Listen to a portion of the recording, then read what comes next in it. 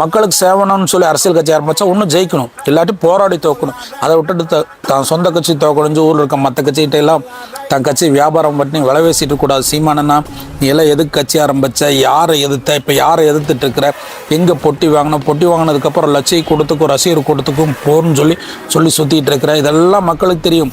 100 வருஷம் ஆனாலும் நீ ஒத்த எம்எல்ஏ வாங்க முடியாது. லக்ஸரியான காரில் வருவேன், மாதம் 2 லட்ச ரூபா வீட்டில் வாடகையில் இருப்பேன்.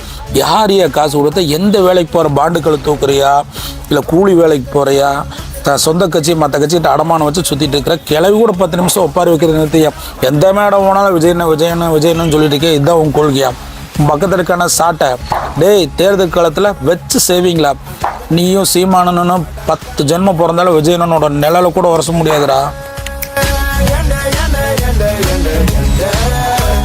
இங்க இருக்கிற குற்றச்சாட்டு கொஞ்சம் கூட ஏத்துக்க முடியாது இல்லை. என்ன அப்படின்னா, கட்சி ஆரம்பிச்சா ஜெயிக்கணும், இல்லைன்னா போராடி தாக்கணும். சீமான் போராடிட்டு தான் இருக்காரு அந்த ஆளு. இந்த அரசியல்லையே மக்களுக்காகவும், மண்ணுக்காகவும், மொழிக்காகவும், கலாச்சாரத்துக்காகவும், அடிப்படை உரிமைக்காகவும், தீண்டாமை ஒழிப்புக்காகவும் போராடுற ஒரே தலைமை யாருன்னா சீமான் மட்டும்தான். இடஒதுக்கீடை பத்தி உங்க விஜய் பேசுவாரா? பேச மாட்டாரு. நீட்டு தேர்வை பத்தி பேசுவாரா? பேச மாட்டாரு. முல்லை பெரியார் பிரச்சனையை பத்தி பேசுவாரா? பேச மாட்டாரு. நதிநீர் காவேரி பங்கீடு பத்தி பேசுவாரா? பேச மாட்டாரு. ஈழ பிரச்சனையை பத்தி பேசுவாரா? எதுவுமே கிடையாது. அவர் அரசியல் எல்லாமே என்ன சினிமா படம் மாதிரிதான்.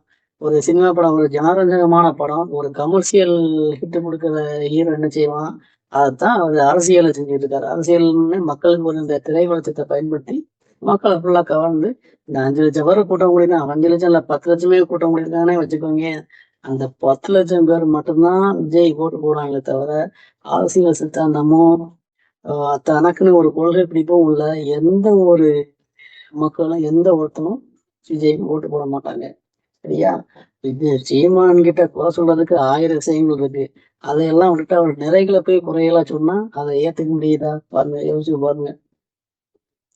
15 வருஷம், 12 வருஷம் கூட 15 வருஷம் தான் கொள்கையில இருந்து சிறிதளவு கூட கொஞ்சம் கூட பிசகாம தன்னுடைய சித்தாந்தம் என்ன, தன்னுடைய கொள்கை என்ன, அதுக்காக போராடி மக்களுக்காக, மக்களுடைய எல்லா போராட்டத்திலையும் கலந்துகிட்ட ஒரே தலைமை அது சீமான் மட்டும்தான்.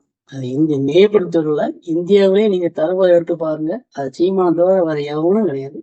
சீமான் பத்திரிகையாளர் கேள்வி வைப்பாங்க, வரிசையா சம்பந்தம் இல்லாத கேள்வியெல்லாம் கேட்பாங்க. எல்லா கேள்விக்கும் நிறுத்தி நிதானமா பதில் சொல்லிட்டு போற ஒரு தலைவனை சொல்லு பார்ப்போம். விஜய் என்ன கொள்கை இருக்கு, என்ன சித்தாந்தம் இருக்கு சொல்லுங்க. கூட்டணி வைக்கிறது, கூட்டணியிலும் ஆட்சி, இதுதான் கொள்கையா? தமிழ் தேசியமும் திராவிடமும் இரு கண்கள், இதுதான் உங்க கொள்கையா? என்ன தமிழ் தேசியம் திராவிடம் கண்கள்? தமிழ் தேசியம்னா என்னன்னு தெரியுமா? திராவிடம் என்னன்னு தெரியுமா? ரெண்டுமே வெவ்வேறான சித்தாந்தங்கள். அதை எப்படி ரெண்டும் ஒண்ணு கண்ணுன்னு சொல்ல முடியும்? சொல்லுங்க, யோசிச்சு பாருங்க. எவ்வளவு போராட்டங்கள்! சீமான் போராடாத களமே கிடையாது.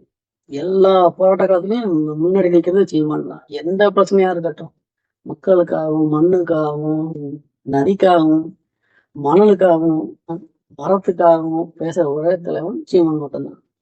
அதனால குறை சொல்றதுக்கு முன்னாடி அந்த குறைகளை சொல்லுங்க, எடுத்து சொல்லுங்க. மற்றபடி விமர்சனமே பண்ணக்கூடாதுன்னு சொல்லல. சீமானுடைய குறைகளை எடுத்து சொல்லுங்க. வேணும்னா நான் வேணா 2-3 பாயிண்ட் எடுத்தாரு. அவருடைய இதுல பாத்தீங்க அப்படின்னா பியூர் தமிழ் தேசியம் இல்லை. தமிழ் குடிகள் யாரு? தமிழர்கள்லாம் யாரு? தமிழ் குடிகள் தான். அந்த ஜாதி தான், குடிப்பட்டம் என்னவோ அதுதான் தமிழர்கள். அதை அவர் ஏத்துக்கல. இந்த மாதிரி குறைகளை சொல்லுங்க. அது போக விஜய் என் தம்பி, சிம்பு என் தம்பி, இந்த மாதிரி பேசுறத குறைய சொல்லுங்க. அதை விட்டு அவருடைய அரசியல் பார்வையும், அவருடைய சித்தாந்தத்தையும், அவருடைய கொள்கையையும் குறை சொல்றதுக்கு இங்க எவனுக்குமே தகுதி கிடையாது.